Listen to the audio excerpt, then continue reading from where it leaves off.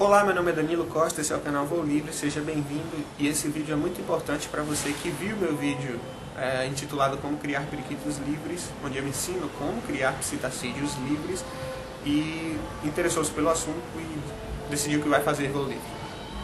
Nesse vídeo eu vou falar informações importantes e é essencial que você o assista se você quer praticar Voo Livre desta forma, Voo Livre, livre. O primeiro ponto. O vídeo Como Criar Periquitos Livres, naquele vídeo eu usei a espécie Melopsittacus undulatus, o vulgo periquito australiano. Contudo, aquela demonstração ali serve para ser feita com qualquer espécie de psitacídeo. Qualquer espécie de psitacídeo que você escolher, se você quer fazer voo livre, você vai fazer exatamente aquilo que eu fiz no vídeo. E não comece com periquito australiano, porque não é a melhor espécie para fazê-lo. Se você é iniciante no voo livre, a melhor espécie para começar no voo livre são os agapornis. Os Eicollis, Fischer, Personata, Nigrigenis, qual deles? A gente percebe uma mínima melhor predisposição entre os Personatas. Contudo, qualquer um. A diferença é muito pouca. Qualquer agapornis é o melhor psitacídeo para você começar no voo livre.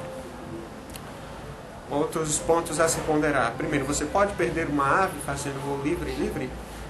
As aves que se perdem podem causar um desastre ecológico, interferir no meio ambiente local? Vou detalhar esses pontos. Primeiro, você pode perder uma ave fazendo voo livre? Pode. Por quê? Todo o conceito do voo livre é baseado em filopatria. Um conceito que em etologia chama-se filopatria. O pássaro nasce em determinado local. Esse local continua sendo propício ao longo de sua vida para a sua vida, ou seja, fornece comida, pontos de pouso, pontos de dormida, pontos de ninho. E, por ter nascido nesse local e esse local fornecer tudo o que o pássaro precisa para continuar vivendo nele, nesse local o pássaro tende a criar os seus filhos e seus filhos permanecem nele, e isso chama-se filopatria. Fazer o voo livre baseado em filopatria funciona melhor do que o melhor adestramento do melhor adestrador do mundo, simplesmente porque o suposto adestramento que eu quero que meus pássaros tenham já lhes está imposto geneticamente, inclusive com espécies parcialmente migratórias, porque nenhum pássaro migra porque quer. O periquito australiano, por exemplo, é nômade, assim como a calopsita, mas é possível fazer voo livre com esses pássaros porque a migração acontece por pura necessidade. O pássaro não cruza continentes porque quer conhecer países diferentes, ele cruza por necessidade, principalmente em busca de comida.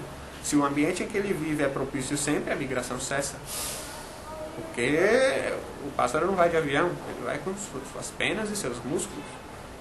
Então é um gasto energético tremendo. O agapornis é melhor para começar, justamente porque, além de ser um pássaro acessível, ele é mais territorialista do que a maioria dos psitacídeos mais acessíveis, somente por isso. Pássaros que escapam, que se perdem, podem causar um desastre ambiental? Muito difícil. Muito difícil. Por quê? Primeiro, eu vou arredondar para menos.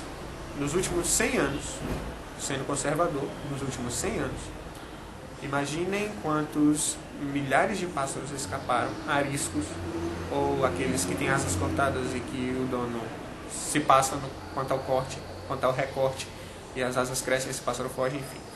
Ao longo dos últimos 100 anos de domesticação desses pássaros, imaginem quantos milhares, se não milhões, já fugiram. Contudo, não notou-se em lugar nenhum do planeta uma introdução significante que impactasse nos meios ambientes locais.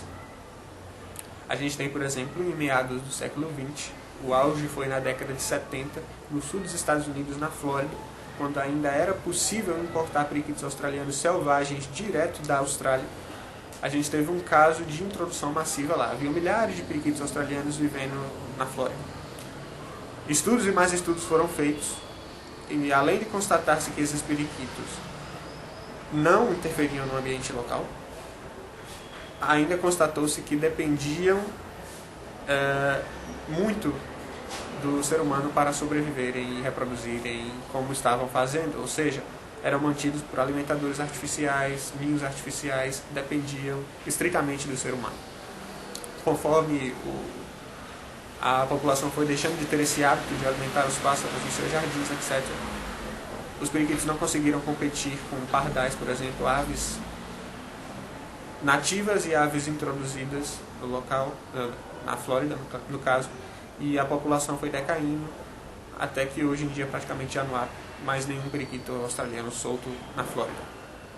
A gente tem um caso atual, que acontece nesse exato momento no Reino Unido, na Inglaterra, na Europa talvez, mas principalmente na Inglaterra, que é a introdução de ringnecks, mas também lá já constatou-se que esses pássaros são sustentados primariamente por fontes humanas, alimentadores artificiais, gente que os alimenta. E, claro, ao longo ao redor do mundo, em todo canto, você tem uma introduçãozinha mínima aqui, uma ali, você pode constatar isso em sua cidade, não sei. Você pode me dizer, há um bando de agapornis vivendo em determinada praça, em determinado parque da minha cidade, mas também são introduções que não interferem no meio ambiente. Agora vamos pensar o seguinte: todos esses pássaros, dentre todos esses pássaros, nenhum foi proveniente de voo livre e nem será. Veja, foram pássaros ariscos que fugiram e acabaram sendo introduzidos em ambientes que não lhes pertencem e de forma que não impactava o meio ambiente. A gente está falando de pássaros ariscos, pássaros que você coloca a mão de um lado da gaiola e ele sai voando para o outro. E ao longo dos 100 anos, como eu falei, milhares ou milhões escaparam. E se ao longo de 100 anos, milhares ou milhões escaparam, pássaros ariscos, até esses estão fadados ou à morte ou a serem recapturados, será que um pássaro que faz voo livre, que é introduzido inclusive ao ser humano, tem condições de fazer o mesmo? Será que um pássaro que faz voo livre, que tem o maior prazer de pousar em ombros alheios, caso se perca do seu território, vai introduzir-se em um meio que não é o seu? Ou será que vai pousar na cabeça da primeira pessoa que vê pela frente? E digo mais, os únicos pássaros que se perdem no voo livre são os filhotes, porque quando são filhotes ainda não conhecem completamente o seu território, então se algum imprevisto acontece, eles podem afastar-se um pouco mais da área que conhecem e assim se perderem, porque quando são adultos já não se perdem mais. Então, os únicos pássaros que você pode perder são os filhotes e os filhotes da primeira geração, simplesmente porque você tem suas limitações, não pode voar, e caso o filhote afaste-se um pouco mais do seu território, que ainda é muito pequeno, não está ampliado, porque voou há poucos dias, você como pai, como progenitor, não pode revocá-lo. A partir do momento que as aves ficam voando praticamente todos os dias ou todos os dias e conhecem o seu território e já tem o seu território expandido, você já não vai perder mais pássaro nenhum. Bem como os filhos destes, os filhotes da segunda, terceira, quarta, enfim, das gerações seguintes, também não vão se perder, porque caso se afastem um pouco mais, os próprios pais vão trazê-los de volta. Porque os pais deles são pais biológicos e podem voar assim como eles, e você só perde então os da primeira geração. Por isso, como eu falei, o voo livre é mais seguro e funciona melhor do que o melhor adestramento do melhor adestrador do mundo, simplesmente porque não é adestramento. A gente trabalha com características biológicas, trabalha com o que o pássaro faria caso estivesse no seu ambiente natural. Só não é natural porque quem faz isso é você, que é de uma espécie diferente, é um ser humano. Um cuidado que você tem que tomar para não perder pássaros é não deixar que o bando fique superpopuloso, ou que vivam pássaros demais dentro do viveiro que você construiu. Porque a partir do momento que o bando fica muito grande, superpopuloso, a disputa por puleiros, comida, água torna-se mais acirrada por fêmeas, e quando o local não fica mais tão confortável, a tendência é de que os membros mais jovens das gerações mais recentes separem-se do bando principal, que é o bando que voa ao redor de sua casa, para formar seus próprios bandos em locais separados em locais diferentes da cidade. Então, para evitar isso, nunca deixe que o bando fique superpopuloso, que a quantidade de psitacídeos fique muito grande para o tamanho do viveiro. Se aumentar muito, você vai ter que aumentar o viveiro. No caso, você percebe, por exemplo, que a capacidade do seu viveiro é para 20 pássaros. Nunca tenha mais do que 10. Trabalhe sempre com um número bastante razoável. Nunca deixe superlotar para evitar esse tipo de dispersão. Que eles se separem do seu bando, porque a coisa já não está mais tão confortável, e vão para locais afastados para formar seus próprios bandos na cidade. Claro que não vão conseguir, mas é só para você não perder seus pássaros. Se você mora na cidade, então qualquer espécie de pistacídeo é tranquilo para você, simplesmente porque os pássaros são imprimidos ao ser humano. E caso se percam, os filhotes da primeira geração, que são os únicos que se perdem, eles com certeza absoluta vão ser recapturados pelo ser humano, o seu vizinho, não sei, por alguma outra pessoa, porque o pássaro sabe desde filhote que a fonte de comida é o ser humano, e é um pássaro manso e imprimido ao ser humano.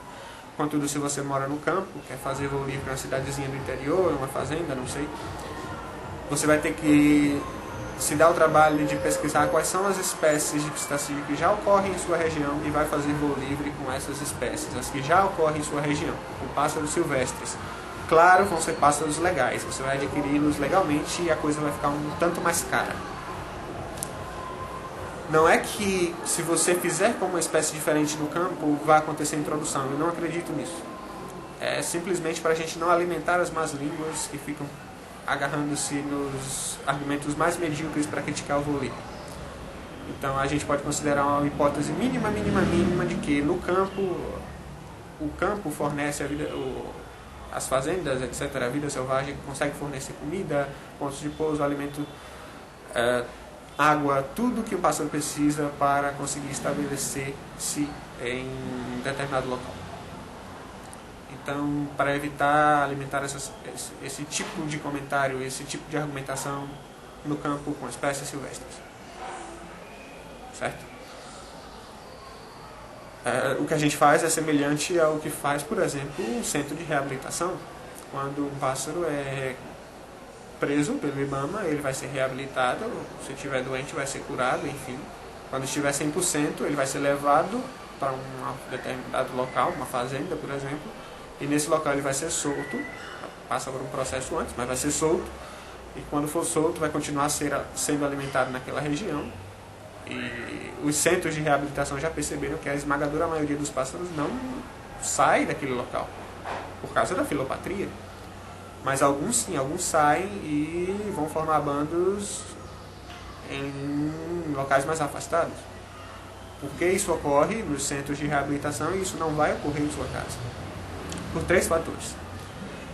Primeiro, os pássaros dos centros de reabilitação estão em seu habitat natural, ou seja, fora do centro, fora das redondezas do centro, do local onde foram soltos, eles têm total condições e possibilidades de sobreviver. Esse é o primeiro ponto. Em cidades, não. Segundo ponto, eles ficam, depois que são soltos nos centros, ficam soltos 24 horas por dia, diferentemente dos seus pássaros que vão passar a maior parte do tempo em cativeiro, presos em seus viveiros, porque são aves de cativeiro. Você só vai soltá-los algumas horas no dia, pela manhã ou pela tarde. Então, se um pássaro fica 24 horas solto, isso ajuda também para que ele forme seu bando em um local diferente, afaste-se dele. Esse é o segundo motivo que diferencia o voo livre da reabilitação. E o terceiro motivo é que nos centros de reabilitação cada vez vão chegando mais aves e acontece o que eu falei há pouco, coisa fica insuportável, pássaros demais vivendo em um local restrito e aí eles acabam se separando e formando seus bandos separadamente, o que você não pode deixar que ocorra em sua casa. Então são esses 3 pontos cruciais e diferentes entre fazer voo livre, baseado em filopatria, e o que fazem os centros de reabilitação, e por isso você não vai perder seus pássaros. Quer dizer, os filhotes da primeira geração você pode perder algum, dependendo do seu local. para você evitar perder filhotes, para que você evite perder filhotes da primeira geração, é essencial que você faça voo livre em um local bom, de boa localização, diferente do local que eu comecei fazendo, que é aquele do vídeo, em cima de uma laje com telhas. Você sempre deve optar por um local baixo ao invés de um local alto. O local baixo sempre é mais vantajoso do que o alto. E também o local deve ser aberto, deve ser um local que num raio de pelo menos 100 metros seja visível, ou seja, num raio, num círculo, onde sua casa, por exemplo, o local onde você vai fazer é o meio, em volta dele, em 100 metros de distância, esse local tem que ser absolutamente livre, claro, esse aí é o local perfeito. O que também não acontecia em minha casa, além de ser alto, que é ruim, ainda era um local escondido, tinham vários prédios vizinhos mais altos do que eu, os da minha própria casa, então se o pássaro voava até 20 metros para um pouco mais longe, ele já perdia a visão completamente de onde vivia. Então, o local perfeito e ideal para evitar que você perca filhotes de primeira geração é um local baixo e com um raio de visão muito bom de pelo menos 100 metros. Fazendo isso, eu diria que você não vai perder pássaro nenhum, nem os da primeira geração. Então, são essas informações importantes a serem ponderadas para você que quer fazer voo livre. A maior parte do material eu vou publicar aqui no YouTube, informações, etc. Mas se você quer falar comigo pessoalmente, eu vou promover periodicamente, não sei se toda semana, não sei de 15 em 15 dias, de mês em mês, não sei. Mas periodicamente eu vou promover encontros no Skype e aí você vai poder falar comigo pessoalmente, melhor, por voz no Skype. E eu vou dizer a data desses encontros, os dias e as horas, na página do Voo Livre do Facebook, que eu acabei de criar. Então, se você quer saber quando os encontros no Skype acontecerão, é importante que você curta essa página que eu acabei de fazer agora no Facebook. O link da página está aqui na descrição. Então é isso, vejo vocês, pessoal, no próximo vídeo.